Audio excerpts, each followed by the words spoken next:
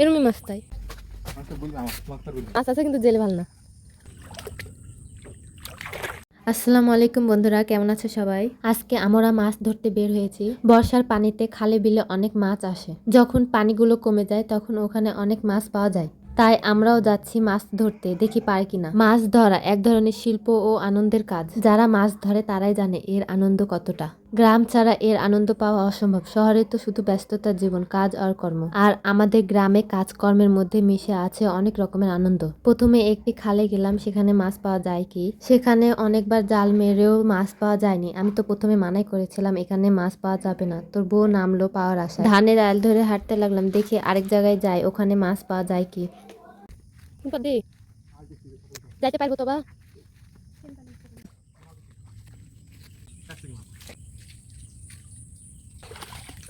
এরমই মাছ চাই আমি, এরমই মাছ চাই। দেখো আরো দেখো, আরো দেখো, পলিথিনটা কই?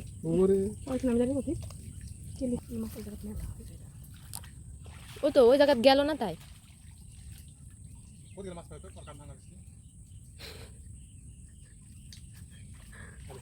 ওই যে মাছ পাচ্ছ, ধরে নাকি? আসলে মনের শয়তানি, ধরে নি রে। মাছ মারবে না তাই। মাছ গুলান মারলে কে খাবে? রেঁধে দিলে ওই একটা দুটো পাতে দেওয়া ওই হবে। লাও লাও লাও, দেখো দেখো, ব্লগার হয়ে যাবে। ধর তো, আমরা কি বড় জেলে? আমরা যা পাবো আই। দেখো তো, এটার মধ্যে পানি লে এই পুরপুরি করা হবে চচ্চড়ি। গেলে আর মাছ পাবে না, লড়ি যাবে। আসবো ওদিকে, এটা নিচে থোনো ফুলগুলো পেলা। আসবো, ধরে নে দিয়ে আসবো, আসবো।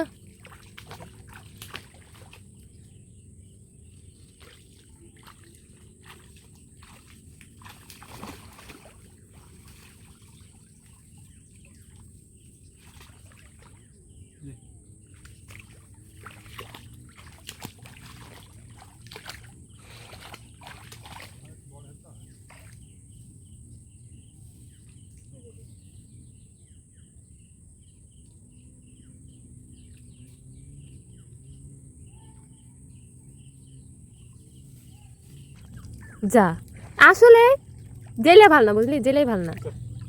আর হবে না, মাছ মারতেছিলাম, পালাম না। আবার সামনের দিন মাছ মেরে আপনাকে দেখাবো ইনশাল্লাহ।